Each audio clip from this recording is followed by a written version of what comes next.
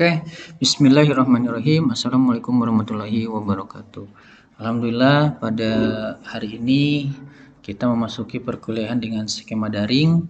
Mudah-mudahan ini tidak menyurutkan semangat kita, tidak menyurutkan pola belajar kita, karena mau daring mau luring kita harus tetap bisa berproses, kita harus tetap bisa menyiapkan hal-hal yang berkaitan, hal-hal yang memang harus kita jalani, karena ini bagian dari sebuah proses. Berhasil atau tidaknya kalian adalah bagaimana cara kalian berproses hari ini. Mudah-mudahan dengan pembelajaran dari ini tidak menurunkan semangat kita, tidak menurunkan rasa optimis kita. Kita harus tetap optimis, kita harus tetap yakin bahwasannya ada hal yang akan kita dapatkan suatu saat nanti karena hasil dari proses yang kita jalani hari ini. Oke, untuk hari ini kita akan coba masuk ke materi ekonomi mikro Islam. Di sini saya akan membahas tentang beberapa asas, beberapa ketentuan dari ekonomi Islam itu sendiri. Oke, untuk yang pertama di sini ada asas ekonomi Islam. Asas ekonomi mikro Islam ini berlandaskan pada beberapa ayat dari Al-Quran dan hadis yang saya dapatkan, saya kutip dari buku-buku yang pernah saya baca. Di asas ekonomi mikro Islam harus kita ketahui bahwasanya apa yang kita miliki hari ini, apa yang menjadi bagian dari kegiatan ekonomi adalah kembali lagi semuanya menjadi milik Allah. Karena yang dibahas dalam surat At-Toha, Allah merupakan pemilik segala sesuatu. Selanjutnya di dalam sebuah hadis di Bukhari, kekayaan dunia untuk kebahagiaan akhirat, Rasulullah bersabda, ahli penjaga yang jujur lagi amanah akan bersama-sama para nabi, para siddiqin dan para syuhada. Jadi kalian sekalipun berproses dunia, kejujuran menjadikan kunci penting dalam asas ekonomi mikro Islam. Selanjutnya adalah kebahagiaan di dunia untuk kebahagiaan di akhirat. Ini ada di surat Al-Maidah. Bagaimana penerapan ekonomi Islam yang sama, khususnya dalam kegiatan berniaga, dalam kegiatan bagaimana kita berhutang dan sebagainya diajarkan dalam Al-Quran.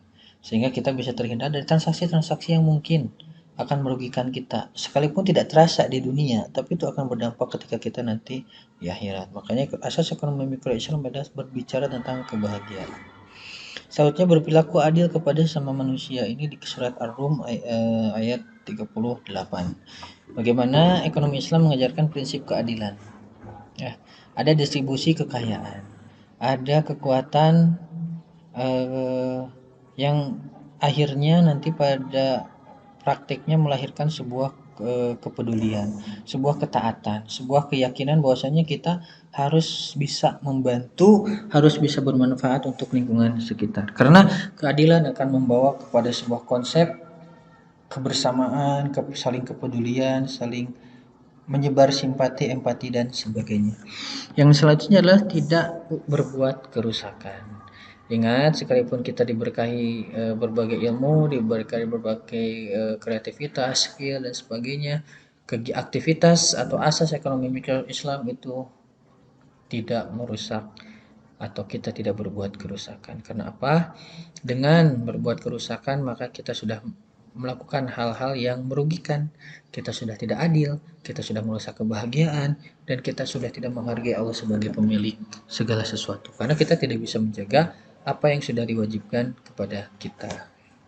Oke, terus selanjutnya adalah kelebihan ekonomi mikro Islam. Ada beberapa kelebihan yang membedakan ekonomi mikro dengan ekonomi mikro Islam. Yang pertama, ekonomi mikro Islam harus mampu mewujudkan integritas seorang muslim yang kafah dalam ilmu ekonomi. Yang kafah itu berarti menyeluruh, entah dalam kehidupan berumah tangga, entah dalam kehidupan berekonomi, entah kita menjadi produsen, entah kita menjadi konsumen dan sebagainya, harus kafah, harus sesuai dengan tuntunan-tuntunan asas-asas yang tadi dijelaskan di awal. Terus, insentif ekonomi tidak hanya sebatas kekayaan dunia, namun kekayaan kekal yaitu akhirat. Sekalipun kita ada di aktivitas ekonomi, pasti ujung-ujung melibatkan sebuah materi ini nanti hasilnya adalah kita mengharapkan perolehan uang, cuman tetap kita harus meyakini bahwasanya uang atau kekayaan yang kita dapat hanya sebatas titipan. Kita jangan lupa dengan karakteristik uang, yaitu uang suka disedekahkan. Makanya ekonomi yang kekal adalah ekonomi yang mementingkan urusan ekonomi yang berpikiran jauh ke depan, tidak hanya mementingkan kehidupan dunia tapi juga mementingkan kehidupan di akhirat. Terus selanjutnya dalam ekonomi mikro Islam adanya musyawarah merupakan prinsip utama dalam pengambilan keputusan. Jadi di kita karena turunannya dari sejarah zaman dulu itu kental dengan namanya musyawarah, dengan namanya arahan dari para ulama dan sebagainya, apalagi ketika Umar pun sudah sering banyak musyawarah, makanya musyawarah menjadi keputusan yang paling penting atau menjadi prinsip pengambilan dalam sebuah keputusan. Selanjutnya, pasar yang adil merupakan bagian dari koordinasi sehingga akan terbentuk konsep ekonomi berjamaah. Ingat, keadilan muncul karena adanya kepedulian. Kepedulian akan menghasilkan sebuah komunikasi dan komunikasi akan menghasilkan sebuah koordinasi. Bagaimana ada peran pemerintah, ada peran swasta, ada peran pelaku ekonomi, ada peran distribusi, ada peran produsen, dan ada peran-peran yang lainnya sehingga menjadikan sebuah atau bisa mencetak sebuah pasar yang adil dari sebuah koordinasi yang sudah direncanakan sebelumnya. Oke, selanjutnya prinsip ekonomi mikro Islam yaitu tidak adanya atau tidak melakukan penimbunan. Kita tidak membuat ihtikar. Keduanya kita tidak melakukan monopoli.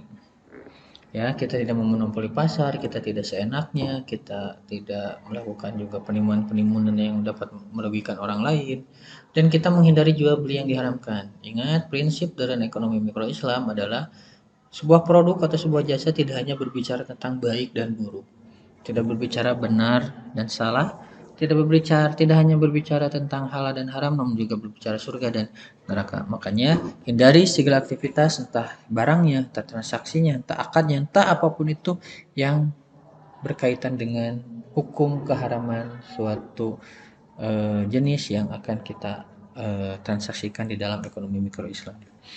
Terus di Islam pun mengenal dengan istilahnya multi type ownership, kepemilikan multi jenis. Jadi kita harus menyeragamkan kepemilikan kita dengan orang lain sehingga terbentuklah tadi konsep-konsep ekonomi berjamaah. Terus ada freedom to act, kebebasan bertindak atau berusaha. Ini menjadi dasar bahwasanya kita bebas melakukan apapun selama tidak melanggar asas, selama tidak melanggar ketentuan yang sudah dilakukan. Ketika kita ingin berhutang ya bisa usaha dimulai dengan hutang, melakukan aktivitas ekonomi dengan hutang, cuman harus dipahami dulu bagaimana etika berhutang, bagaimana nanti skemanya, ada riba atau tidak, dan seterusnya. Jadi di sini ada freedom to act.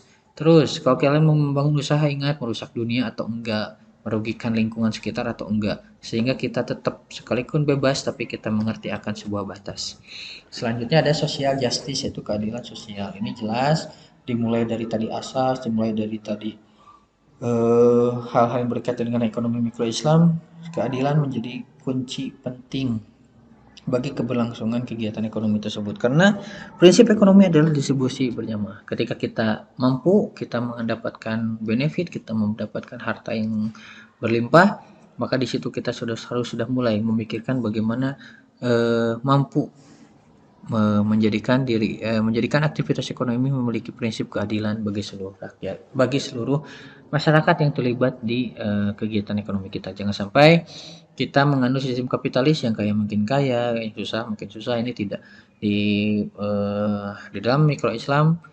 Bagaimana mereka yang mampu harus bisa membantu yang kurang, mereka yang mampu harus bisa membantu yang lemah, dan mereka yang mampu harus peduli terhadap orang-orang yang membutuhkan bantuannya, sehingga akan ada keadilan sosial di dalam aktivitasnya. Oke, terus selanjutnya ada maqasid syariah dari ekonomi mikro Islam. Maqasid itu artinya memiliki arti jalan yang lurus ya.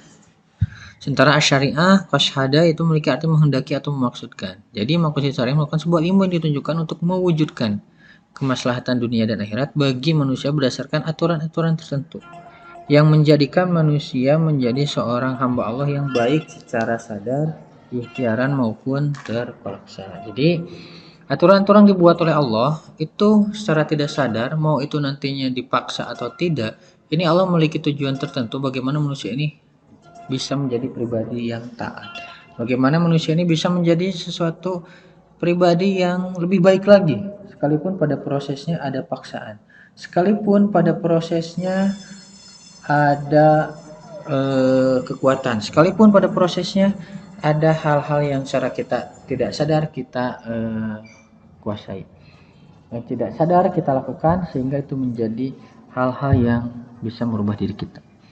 Ya, Contoh misal ketika sholat kan kita tidak tiba-tiba sadar, tapi eh, kita mencoba untuk apa ya, ada tatarannya ketika kita malas, ketika kita apa, di situ ada hal-hal yang akhirnya bisa menjadikan manusia memiliki posisi yang berbeda, sehingga ada dipukul, ada apa dulu, Nabi kan mengajarnya seperti itu. Tapi ya balik lagi bahwasanya kita harus sadar, harus paham bahwasanya segala ketentuan yang Allah berikan kepada kita, segala ketentuan Allah yang sudah Allah gariskan kepada kita, tujuannya adalah untuk kita taati berupa kebaikannya dan harus kita jauhi berupa larangannya, sehingga itu yang akan mengantarkan kita pada posisi kita bisa menjadi manusia yang lebih baik lagi. Ekonomi Islam merupakan jawaban atas menurutnya ekonomi kekinian yang menuntut para pekerja keras, mereka yang mau berijtihad, dari para ekonomi Islam untuk mencari nilai-nilai yang terkandung dalam Al-Quran dan As-Sunnah terkait ekonomi. Karena apa? Menurut sejarah pun kan sama. Ekonomi Islam lahir dari musyawarah, dari ijtihad, dari peran sebuah pemimpin, dari peran sebuah lingkungan, yang mana lingkungan itu justru harus memberikan semangat, memberikan energi bagaimana Al-Quran dan As-Sunnah menjadi pedoman utama dalam kegiatan ekonomi Islam. Karena itu yang menjadi salah satu kekuatan ketika masa dulu, masa barat ekonomi lemah, tapi ekonomi Islam cenderung maju dan bertahan karena mereka menerapkan prinsip Al-Quran dan As-Sunnah dan diperkuat atau didorong, ditopang dengan ijtihad musyawarah para ulama, para pendahulu ekonomi di masa yang lalu. Oke, selanjutnya aplikasi Makosyid Syariah terhadap teori pelaku ekonomi. Masalah ekonomi berbicara apa diproduksi, bagaimana memproduksi, untuk siapa sesuatu itu diproduksi. Perilaku ekonomi akan berbicara tentang wants dan needs-nya seseorang. Keinginan merupakan naluriah manusia, namun jika keinginan tanpa didasari kebutuhan akan membuat manusia lupa, membuat manusia boros. Oleh karenanya dalam ilmu ekonomi ada keinginan yang didasarkan pada masalah. Jadi yang kita cari itu ada masalahnya dulu. Yang utamanya dulu yang harus kita prioritaskan. Terus ada masalah price unity. Dalam ekonomi memproduksi barang harus didasarkan pada pembunuhan untuk memuaskan keinginan manusia. Dalam Islam, kegiatan produksi barang harus mengandung yang sebuahnya masalah atau sebuahnya kemanfaatan. Jadi jangan sampai kita memproduksi barang yang tidak dibutuhkan oleh manusia, atau kita memproduksi barang yang bisa membuat manusia justru jadi lupa akan perannya sebagai manusia. Oleh karenanya di dalam ekonomi Islam dikenal dengan istilah harus ada masalah, harus ada manfaat, harus ada kegunaan dan sebagainya. Karena kita berbicara needs dan wants.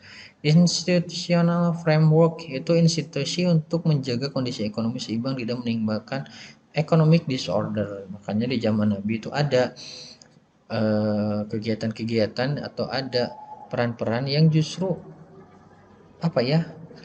bisa menjadi penengah ketika ekonomi mengalami permasalahan. Nah, di kita ini sekarang di ekonomi mikro juga harus ada seperti itu. Makanya di suatu negara pasti ada institusi yang membawahi tentang ini, misalkan yang membuat kebijakan, membuat batasan, membuat aturan sebagainya yang berhubungan dengan aktivitas ekonomi, khususnya ekonomi mikro di lingkungan masyarakat. Selanjutnya ada ijtihad ekonomi mikro Islam. Ijtihad harus dikaitkan dalam wilayah hukum yang merupakan proses untuk menemukan suatu masalah dari dalil-dalil yang ada. Jadi ijtihad ini yang sudah dilakukan dari semenjak zaman Umar dulu. Ketika sudah tidak Nabi, mereka kebingungan bagaimana membuat suatu aturan, membuat suatu arahan tentang kondisi ekonomi, karena Al-Qur'annya ada, hadisnya ada, tapi tidak ada orang yang mengambil keputusan. Akhirnya mereka belajar melakukan ijtihad dengan dibantu orang-orang para ahli. Ijtihad tidak bersifat final karena pembahasan ekonomi harus elastis sesuai dengan dinamika atau perputaran roda peradaban tidak mengenal berhenti. Jadi akan terus mengalami perubahan, akan terus mengalami hal-hal yang memang harus kita sesuaikan dengan keadaan suatu zaman. Satibi berpendapat ijtihad memiliki dua langkah proses. Yang pertama ijtihad istimbati yang memfokuskan perhatian kajian ekonomi Islam yang dikandung Al-Quran Sunnah yang masih abstrak. Keempatnya ada objek kajian ijtihad yang kedua adalah tatbiki dengan menerapkan ide-ide abstrak tadi pada permasalahan-permasalahan yang terjadi di lapangan. Jadi ada yang diambil dulu dari Al-Quran masih umum terus kita khususkan, atau ada yang di lapangan terjadi A, di Al-Quran hadisnya belum terjadi apa-apa, lalu kita cari solusinya seperti apa. Itulah yang disebut dengan ijtihad ekonomi mikro Islam. Ya, kayak sekarang uang digital di Al-Quran belum ada. Tapi zaman sekarang ada. Bagaimana sih penggunaannya, bagaimana sih ininya dan seterusnya. Sama di ekonomi mikro Islam pun ada ijtihad seperti itu. Cuman memang harus diketahui, harus diyakini bahwasanya ijtihad dilakukan oleh mereka-mereka yang mampu atau menguasai di bidang ekonomi tersebut. Terus, pelaku kegiatan ekonomi Islam yang pertama ada rumah tangga keluarga. Di sini bisa kita simpulkan bahwasanya yaitu pelaku kegiatan ekonomi yang menyediakan faktor-faktor produksi kepada pelaku kegiatan ekonomi lainnya. Jadi rumah tangga mah yang nantinya memunculkan, misalkan rumah tangga butuh tahu, ada tukang tahu. Rumah tangga butuh ayam, ada rumah potong ayam.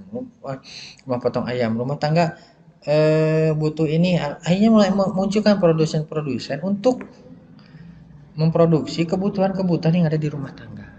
Terus ada rumah tangga perusahaan mikro, itu pelaku ekonomi yang melakukan kegiatan produksi dan distribusi atau di sini kita sebutnya sebagai produsen. Ya, inilah yang nantinya berefek atau berdampak pada bagaimana pemenuhan ekonomi atau rumah tangga di keluarga. Terus ada rumah tangga pemerintah. Ini adalah bagaimana kegiatan ekonomi yang dikelola oleh pemerintah dengan motif sosial, yaitu mencari penghasilan untuk sebuah kepentingan umum. Oleh karenanya, ini akan menjadi sebuah akan menjadi sebuah roda perputaran. Jadi satu sama lain saling membutuhkan. Ketika rumah tangga membutuhkan sebuah produsen, tapi di situ ada sesuatu yang janggal di pasar, maka pemerintah harus turun. Pemerintah harus turun dalam mengelola hal-hal yang berkaitan dengan aktivitas produsen sehingga tidak menimbulkan kebiasaan dalam masalah harga dan kualitas produk, terus menghindari penggunaan produk-produk yang berbahaya dan sebagainya. Sehingga ekonomi mikro Islam diharapkan bisa mengharmoniskan para pelaku kegiatan ekonomi Islam, karena hanya dengan itu ekonomi Islam akan mampu tumbuh, berkembang, dan bertahan sampai kapanpun dengan harapan bisa menjadikan pola kegiatan ekonomi lebih seimbang lagi. Terus kegiatan ekonomi Islam ada teori konsumsi Islami, ada teori permintaan Islami, dan ada teori produksi Islami. Teori konsumsi Islami di sini mereka akan mengatur masalah pengeluaran menjadi dua tipe. Pertama, pengeluaran untuk memenuhi kebutuhan keluarga dan duniawi. Kedua, pengeluaran semata-mata untuk akhirat. Jadi kita harus menyeimbangkan bagaimana pengeluaran kita memenuhi kebutuhan hidup kita, bagaimana pengeluaran kita untuk akhirat, dan bagaimana pengeluaran-pengeluaran lainnya yang bermanfaat dan sebagainya. Jangan sampai kita melakukan pengeluaran-pengeluaran di luar batas needs-nya kita. Kita boleh melakukan pengeluaran di bidang wants keinginan kita, cuma tetap harus ada batasan tertentu. Selanjutnya ada teori permintaan Islami. Ibnu Taimiyah berpendapat bahwa permintaan menurut Islam adalah bertujuan untuk memenuhi keinginan yang sesuai dengan prinsip serta hukum dari batasan-batasan syariah itu sendiri. Nanti ada motifnya dan ada tujuan permintaannya untuk apa, bagaimana, sehingga kita akan melakukan sebuah aktivitas perekonomian yang bisa bermanfaat, bisa berguna untuk dilakukan. Yang selanjutnya adalah teori produksi Islami. Islam akan menekankan faktor produksi pada manfaat dari barang diproduksi. Barang diproduksi harus mempunyai hubungan dengan kebutuhan manusia dengan tidak berlebihan. Misal, kamu mau bikin baju ya sesuai dengan kebutuhan manusia. Baju untuk menutupi aurat tidak harus berlebihan, tidak harus memakai apa, tidak harus ini dan seterusnya. Karena apa yang menjadi tujuan dalam aktivitas produksi ekonomi Islam adalah bagaimana faktor produksi bisa berguna secara efisien, secara efektif terhadap penggunanya. Sehingga tadi ada teori konsumsi Islami, mereka tidak terlalu fokus pada urusan dunia dan mereka pun akan menyesuaikan permintaannya sehingga akan terbentuk sebuah kegiatan ekonomi Islami yang sesuai dengan tuntunan Al-Quran dan As-Sunnah. Oke, itu dulu lah ya untuk hari ini tentang bagaimana peran ekonomi mikro Islam di masyarakat, bagaimana teorinya, bagaimana aktivitasnya. Intinya adalah bagaimana kita harus bisa mampu mengelola sumber daya ekonomi, khususnya ekonomi mikro Islam yang bisa menjadikan manusia lebih baik lagi, lebih bermanfaat lagi, dan bisa lebih mengambil peranan penting dalam aktivitas ekonomi. Tujuannya tidak ada lain hanya untuk ingin membuat kondisi ekonomi lebih baik, karena ketika kondisi ekonomi baik maka akan berpengaruh terhadap seluruh aspek kehidupan yang terjadi di sebuah negara atau di dunia. Oke, itu saja untuk hari ini. Terima kasih atas waktunya, mudah-mudahan bermanfaat, mudah-mudahan bisa dipahami oleh bersama, mudah-mudahan menjadi kekuatan baru, menjadi ilmu baru untuk kita semua sehingga kita bisa